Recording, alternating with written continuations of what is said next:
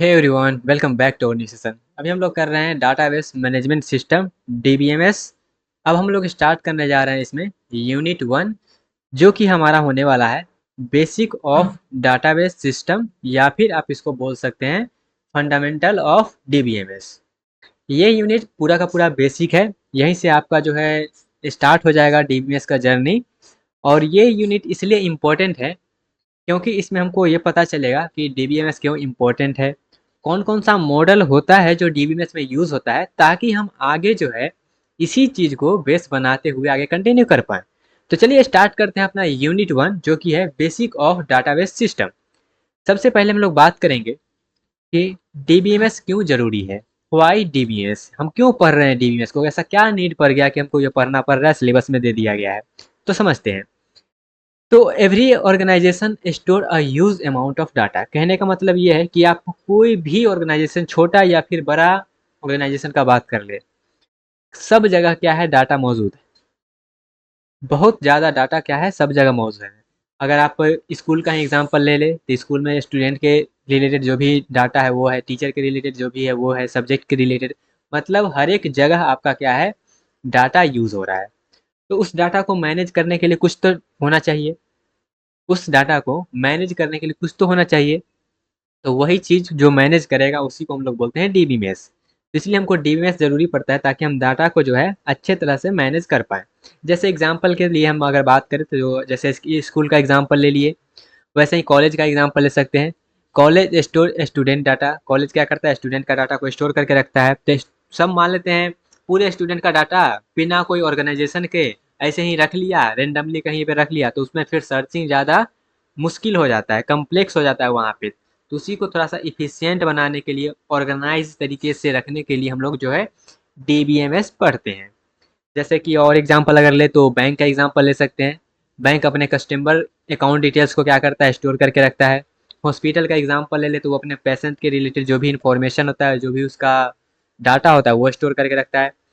अगर हम रेलवे का भी एग्जांपल ले सकते हैं तो वहाँ पे टिकट के रिलेटेड जो कौन सा जो यात्री है वो अपने टिकट को कंफर्म कराया है, कौन से जर्नी है, कौन सा स्लीपर क्लास है, एसी है, क्या है, वो सब सब कुछ क्या करता है, वो स्टोर करके रखता है। तो इसीलिए हमारा क्या होता है, डीबीएस पढ़ना ज़रूरी होता है। अगर आप ऐसे मैनुअली डाटा को मैनेज करने जाएँगे तो क्या होगा, बहुत ज़्यादा डिफ़िकल्टी होने लगेगा। तो इसलिए हम क्या करते हैं, एक ऐसा चीज़ पढ़ते हैं, एक ऐसा हमारे पास टूल दे दिया गया है डीबीएस का, जिसके ज़रिए हम लोग क्या कर सकते हैं, डाटा को मैनेज एफिशिएंट तरीक़ा से कर सकते हैं, जिसलिए हम लोग जो है डाटाबेस मैनेजमेंट सिस्टम को पढ़ते हैं। आई होप आपको व्हाई का एग्ज़ाम्पल क्लियर हो गया होगा कि व्हाई डीबीएमएस। अब ये अगर क्लियर हो गया होगा तो थोड़ा सा आगे बढ़ते हैं। अब ये हम बहुत बोल दिए क्या कि हाँ, डाटा कलेक्ट करता है, डाटा स्टोर करके रखता है, ये करता है, वो करता है। हमने यहाँ पे क्या किया है, बहुत हवा फैला दिया है। लेकिन ये समझते हैं ये डाटा आखिर होता क्या है। डाटा तो कुछ भी है, जैसे हम बोल रहे हैं पेन, तो पेन भी एक डाटा है। हम बोल रहे हैं मोबाइल, तो मोबाइल भी एक डाटा है। तो डाटा मेरा क्या होता है, तो data is a collection of raw fact and figures. इसका मतलब ये है, इसको आप ऐसे समझ सकते हैं कि data is a raw material. जैसे कि हम जो भी कुछ भी बोल रहे हैं, कुछ भी बोल दीजिए मुंह उठा के, वो क्या है, एक डाटा है। वो क्या है, एक डाटा है। जैसे हम बोल दिए 101, ये क्या है, एक डाटा है। हम बोल दिए पटना, ये क्या है, एक डाटा है। हम बोल दिए पेन, ये क्या है, एक डाटा है। कुछ भी बोल दीजिए, वो क्या है, एक डाटा है। समझ में आया। तो यहाँ पे जैसे हम कुछ भी बोल दे रहे हैं तो ऐसा तो होता नहीं हर बात का मीनिंग हो। तो ऐसा बिल्कुल भी जरूरी नहीं है हर डाटा का एक मीनिंग हो। तो इसलिए हम दूसरा चीज पढ़ते हैं, इन्फॉर्मेशन। अब इन्फॉर्मेशन मतलब क्या होता है, इन्फॉर्मेशन मतलब सुन के थोड़ा सा अच्छा आपको लग रहा होगा कि हाँ, इन्फॉर्मेशन मतलब कुछ तो अच्छा चीज होगा। डाटा मतलब तो कुछ भी आप कह दीजिए वो डाटा है। लेकिन इन्फॉर्मेशन क्या है, तो इन्फॉर्मेशन है processed and organised data is called information. Information मतलब क्या है, प्रोसेस्ड डाटा, मतलब कोई भी डाटा हम पे हम प्रोसेस कर दिए हैं, उस डाटा को ऑर्गेनाइज कर दिए हैं, तब हम बोल रहे हैं वो मेरा क्या है, एक इन्फॉर्मेशन है। जैसे कि यहाँ पे हम बोल दे रहे हैं, मान लीजिए बोल दिया कैलाश, ठीक है।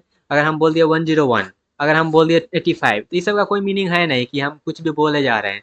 लेकिन इसी को अगर हम ऑर्गेनाइज तरीका से कर देंगे और बोलेंगे roll number 101, name Kailash, marks 85, तो ये क्या हुआ, एक ये कंप्लीट इन्फॉर्मेशन हमको मिल गया कि हाँ, ये एक स्टूडेंट है और इसका मार्क्स इतना है, रोल नंबर इतना है। तो ये क्या हुआ, एक हमारे पास ये इन्फॉर्मेशन हुआ। लेकिन इसी को अगर हम रैंडम रैंडम बोल दें कि 101 कैलाश 85, तो इसका कोई मतलब है नहीं। ये क्या है, एक प्रकार का डाटा है, लेकिन इसी को अगर ऑर्गेनाइज तरीके से हम लोग बोल देंगे तो ये हमारा क्या बन जाएगा, इन्फॉर्मेशन बन जाएगा। तो इन्फॉर्मेशन को आप कह सकते हैं मीनिंगफुल डाटा को हम लोग बोलते हैं इन्फॉर्मेशन। आई होप आपको इतना क्लियर हो गया होगा। ठीक है, चलिए आगे बढ़ते हैं। अब ये डाटाबेस क्या है सर, सिलेबस में लिखा गया है डाटाबेस मैनेजमेंट सिस्टम। तो डाटाबेस मतलब है क्या? तो डाटाबेस का सिंपल सा मतलब होता है database is a organised collection of related data. मतलब रिलेटेड डाटा के कलेक्शन को, ऑर्गेनाइज्ड कलेक्शन को हम लोग बोलते हैं डाटाबेस। जैसे यहाँ पे हमने स्टूडेंट का ले लिया है नाम, रोल नंबर, मार्क्स, तो उसी तरीका से सेम हम क्या कर रहे हैं, कलेक्शन कर रहे हैं ऑर्गेनाइज तरीके से, उसको हम लोग बोलेंगे डाटाबेस। डाटाबेस के जरिए हम लोग क्या कर सकते हैं, तो डाटाबेस के जरिए हम लोग जो है डाटा को स्टोर कर सकते हैं, मैनेज कर सकते हैं, रिट्रीव कर सकते हैं, मतलब उसको ले सकते हैं डाटाबेस से। अगर हम एग्जांपल्स की बात करें डाटाबेस के एग्जांपल्स की, तो डाटाबेस का एग्जांपल आप इस तरीके से समझ सकते हैं कि जैसे हम कुछ भी, आप डाटाबेस तो बहुत सारा होता है, लेकिन यहाँ पे हम कुछ कुछ एग्जांपल लेके आपको बता रहे हैं। जैसे कि मान लेते हैं आप कह रहे हैं स्टूडेंट का डाटाबेस हो गया, अगर आप टीचर का भी डाटाबेस कह देंगे तो वो भी हो जाएगा, बैंक का डाटाबेस, लाइब्रेरी का डाटाबेस। तो ये सब क्या है, ये सब हमारा डाटाबेस का एग्जाम्पल है, इस तरीका से हम कह सकते हैं। आई होप आपको ये क्लियर हुआ होगा। उसके बाद डाटाबेस तो समझ में आ गया। अब ये डीबीएमएस क्या है, डाटाबेस मैनेजमेंट सिस्टम। सिंपल, अभी हम डाटाबेस को समझे हैं।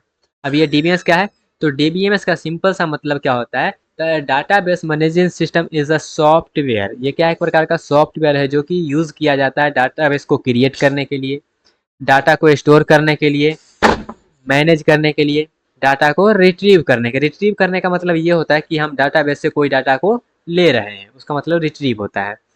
तो डाटाबेस सिंपल सा डाटाबेस मैनेजमेंट सिस्टम क्या है, एक प्रकार का सॉफ्टवेयर है जिसके जरिए हम लोग डाटा को क्या करते हैं, मैनेज करते हैं। आई होप आपको ये क्लियर हुआ होगा। और डाटाबेस मैनेजमेंट सिस्टम को हम लोग शॉर्ट में बोलेंगे DBMS। आई होप आपको ये क्लियर हुआ होगा। तो अभी तक हम जो भी पढ़े हैं उसको थोड़ा सा रिवाइज करवा देते हैं।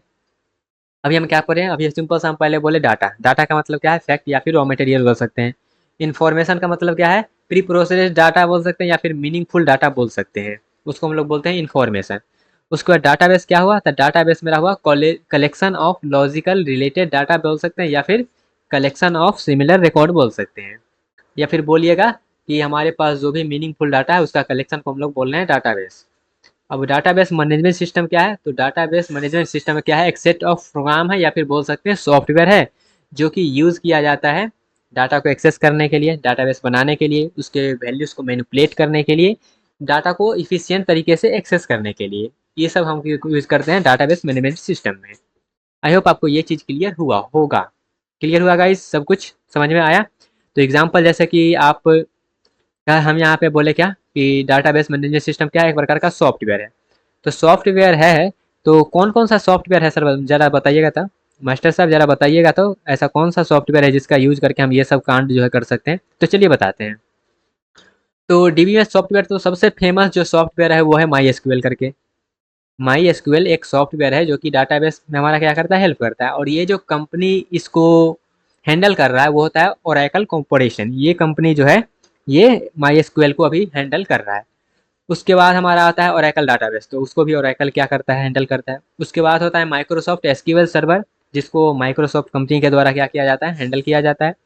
उसके बाद हमारा है IBM DB2, DB मतलब डाटाबेस, तो IBM इसको हैंडल करता है। तो ये कुछ कुछ जो हमारा पास है famous famous database management system का सॉफ्टवेयर है, जिसके जरिए हम लोग क्या करते हैं, अपने डाटाबेस को हैंडल करते हैं। डाटाबेस मैनेजमेंट सिस्टम का नीड क्या है, तो नीड यही है कि हम डाटा को क्या कर सकते हैं, इफिशियंट तरीका से हैंडल कर सकते हैं, डाटा के जो है रिडेंडेंसी को कम कर सकते हैं। मतलब एक प्रकार का डाटा अगर रिपीट होते जा रहा है, होते जा रहा है, जैसे हम मार्क्स बोल रहे हैं क्या, एक स्टूडेंट का मार्क्स जो है बोल रहे हैं 85 है, फिर उसी स्टूडेंट का हम बोल रहे हैं दूसरे डाटाबेस में जाके 85 है, तो वो तो डाटाबेस का रिपीटेशन हुआ, वो तो फालतू का जगह लेगा। तो उसको हम क्या कर सकते हैं, कम कर सकते हैं इस टूल के जरिए। डाटा अगर मेरा इनकन्सिस्टेंट है तो उसको हम सॉल्व कर सकते हैं। वहाँ का अगर सिक्योरिटी थोड़ा सा कम है तो उसको हम बढ़ा सकते हैं। बैकअप हमारे पास ऑप्शन होता है। हमारे पास जो है डाटा शेयरिंग लिमिटेड होता है। तो ये सारा जो प्रॉब्लम होता है, जैसे कि रिडंडेंसी हो गया, इनकन्सिस्टेंट हो गया, सिक्योरिटी इशू हो गया, बैकअप प्रॉब्लम हो गया, लिमिटेड शेयरिंग ऑप्शन हो गया, तो ये सब जो प्रॉब्लम होता है इसको सॉल्व किया जाता है किसके जरिए, तो ये सब को सॉल्व किया जाता है हमारे पास डाटाबेस मैनेजमेंट सिस्टम के द्वारा। तो आई होप आपको ये क्लियर हुआ होगा कि हमारे पास जो है डाटाबेस का नीड क्या है, क्यों हम लोग डाटाबेस को यूज़ करते हैं, डाटा क्या होता है, इन्फॉर्मेशन क्या होता है, डाटाबेस क्या होता है और डीबीएमएस क्या होता है। आई होप आपको इतना इन्फॉर्मेशन जो है बेसिक बेसिक इन्फॉर्मेशन क्लियर हुआ होगा। तो हम आगे बढ़ेंगे और आगे हम लोग फाइल से रिलेटेड करेंगे इसको, फिर देखेंगे इसका कैरेक्टरिस्टिक्स क्या है। तो ये सारी चीज़ हम लोग जो है आगे करेंगे। फिलहाल के लिए इतना ही रहने देते हैं। आई होप आपको ये क्लियर हुआ होगा। तो मिलते हैं गाइज अपने अगले सेक्शन में, जहाँ पे हम आगे इसको कंटिन्यू करेंगे। तब तक के लिए bye bye, tata, take care and all the best.